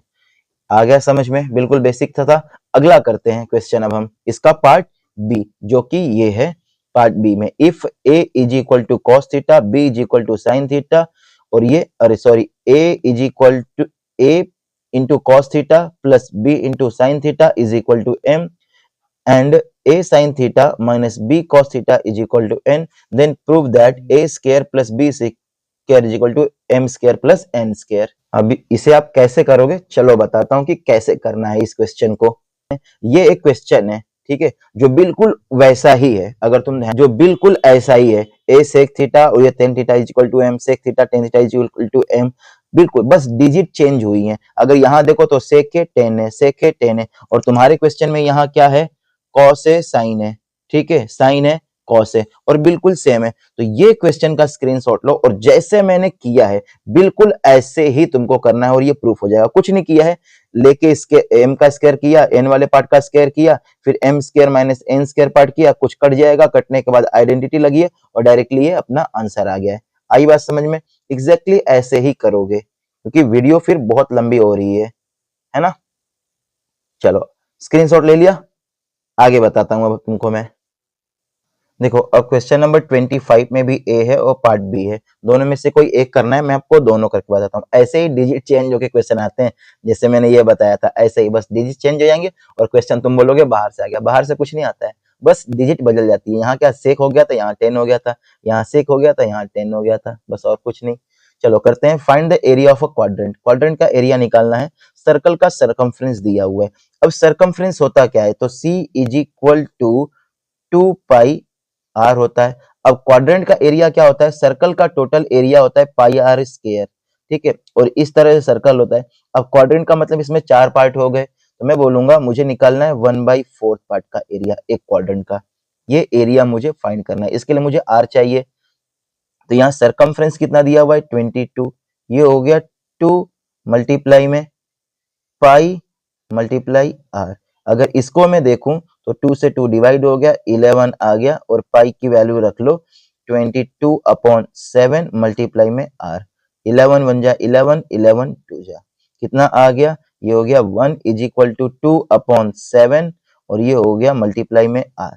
इसको सॉल्व करूंगा मैं अपॉन में 1 रख के। तो देखो ये मल्टीप्लाई में था, ऐसे कर लो, इस तरह नहीं समझ में आया तो 1/1 इज इक्वल टू आर का 2 में मल्टीप्लाई होगा, ये हो गया 2r अपॉन में 7, क्रॉस मल्टीप्लाई करूंगा, 7 इज इक्वल टू 2r, और r की वैल्यू हो गई 7/2।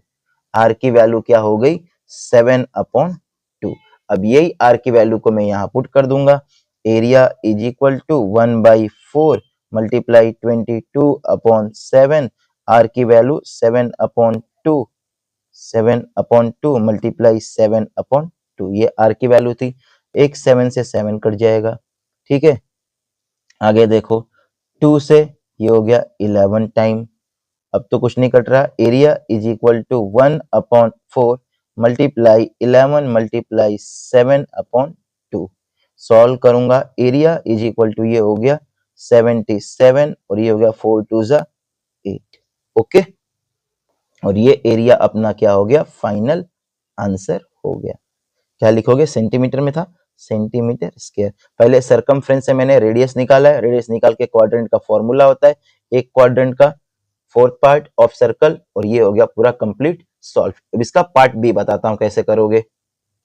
इसका पार्ट बी है, what is the diameter of the circle whose area is equal to the sum of the two circle, जिसकी डायमीटर 10 है और 24 है। मैंने इसको बोला कि ये D1 हो गया और ये D2 हो गया, ठीक है। और बोल रहा है कि अब अपने को D पूछ रहा है कि D कितना होगा। अगर एक बड़ा सर्कल है, सबसे बड़ा वाला सर्कल का एरिया किसके इक्वल है, एरिया 1 प्लस एरिया 2 के इक्वल है। सर्कल ऑफ एरिया 1 का सर्कल ऑफ एरिया 2 के इक्वल है। और इसका दोनों का, ये बोला है ना, सर्कल का एरिया इक्वल है सम ऑफ टू सर्कल, दो सर्कल, तो ये दो सर्कल का एरिया हो गया और ये बड़े के इक्वल है। इसका एरिया क्या हो जाएगा, पाई आर स्क्वायर, और इसका क्या हो जाएगा, पाई R1 square plus pi R2 का स्क्वायर। पाई कॉमन ले लूंगा मैं यहाँ से, तो पाई आर का ये स्क्वायर हो गया, पाई कॉमन कर लिया तो ये हो गया R1 स्क्वायर प्लस R2 का स्क्वायर। पाई से पाई कैंसिल हो जाएगा और रेडियस अपने को फाइंड हो जाएगा। रेडियस इज इक्वल टू क्या हो गया, R1। R1 कितना है, R1 तो पता ही नहीं है। D1 10 है, D2 24 है, तो R कितना हो गया, डिवाइड करूंगा 2 से, 5 डिवाइड करूंगा 2 से तो आ गया 12। क्यों, क्योंकि डायामीटर का रेडियस क्या होता है, हाफ होता है। तो पहला रेडियस आया 5, 5 का स्क्वायर होता है 25 प्लस 12 का स्क्वायर होगा 144। दोनों को ऐड करूंगा तो आर स्क्वायर की वैल्यू आई है 169 और आर की वैल्यू हो जाएगी अंडर रूट में 169 और आर की वैल्यू हो गई मेरे पास 13। पर पूछा क्या है, डायामीटर। तो रेडियस क्या होता है, डायामीटर क्या होता है, रेडियस का डबल होता है। तो diameter is equal to 2 multiply 13 और डायामीटर क्या हो जाएगा अपना 26 सेंटीमीटर। Final answer. आई बात समझ में इतनी। तो यहां तक हमने क्या कर लिया है, सेक्शन बी को भी पूरा कंप्लीट कर लिया है। अब हम करने वाले हैं इसका सेक्शन सी। देखो सेक्शन ई में क्या है, दिस सेक्शन है 6 short answer type questions carrying 3 marks. ऐसे ही ये हो गया 26, 27, 28 और ये ऑप्शन है, ए करो या बी करो। और ये देख लो, फटाफट इसका स्क्रीनशॉट ले लो, आपको ये खुद से सारे क्वेश्चन ट्राई करने अच्छे से बैठ के। ये सेक्शन सी और ये नीचे का ये फिगर नहीं दिया हुआ है, ये पेज कट है, तो यहाँ हो गया ये पूरा फिगर। देख लो फटाफट इसका स्क्रीनशॉट लेते रहो, इससे ही आप क्या कर लोगे, 30 वाला कर लोगे, 31 करोगे, फिर क्या करोगे, ये क्वेश्चन है देख लो, डिस्ट्रीब्यूशन टेबल दिया हुआ है। इसके बाद आता है सेक्शन डी। सेक्शन डी में क्या था कि this section has 4 long answer type question. 4 long answer type वाले क्वेश्चन है और हर एक क्वेश्चन 5 नंबर के लिए। फटाफट इसका स्क्रीनशॉट भी लो। ये क्वेश्चन तुमको खुद से ट्राई करने हैं, खुद से तुमको क्या करने हैं, ट्राई करने हैं। अब ये हो गया 32 तक, यहाँ हो गया, आगे आता है 33 ऐसे ही करोगे 34 में ऑप्शन है, देखो दोनों में से कोई भी एक कर सकते हो। आगे बढ़ते हैं हम, ये हो गया 35। इसके बाद आता है सेक्शन सी, केस स्टडी वाले क्वेश्चन। केस स्टडी देखो, केस स्टडी में क्या है, 3 केस स्टडी के होंगे और टोटल 12 मार्क्स तक के होंगे। और ये 36 हो गया। अगला क्वेश्चन इससे क्वेश्चन रिलेटेड है, फिगर दिया हुआ है केस स्टडी में। आगे आता है 37 भी आप रीड करोगे, रीड करके इसको सॉल्व करोगे। सॉल्व करने के बाद ऐसे ही आता है 38 यहाँ तक है। इसके बाद ये लास्ट पेज आ जाता है 38 का। पूरा क्वेश्चन पढ़ोगे और ये देख के, ये कोऑर्डिनेट देख के और इसका क्या करोगे, आप आंसर करोगे। और यहाँ तक क्या होता है, आपका पूरा पेपर कंप्लीट हो जाता है। तो आज के इस वीडियो में मैंने क्या है आपको, तो मैंने पूरा 80 में से 80 मार्क्स आज आपका कंफर्म करा दिया। अच्छे से जाओ और इस पूरे क्वेश्चन पेपर को रिवाइज कर लो और अच्छे से पढ़ लो, ठीक है। अच्छे से तैयारी कर लो, बार बार प्रैक्टिस कर लो और आपके फुल मार्क्स इसमें आ जाएंगे। 100% गारंटी है कि 80 आउट ऑफ 80 लेकर तुम आ जाओगे। अगर तुमको मेरी वीडियो पसंद आई हो और कॉन्सेप्ट सारा समझाया हुआ अच्छे से समझ में आया हो तो वीडियो को लाइक कर देना और चैनल को सब्सक्राइब करके जाना। मिलते हैं अगली वीडियो में।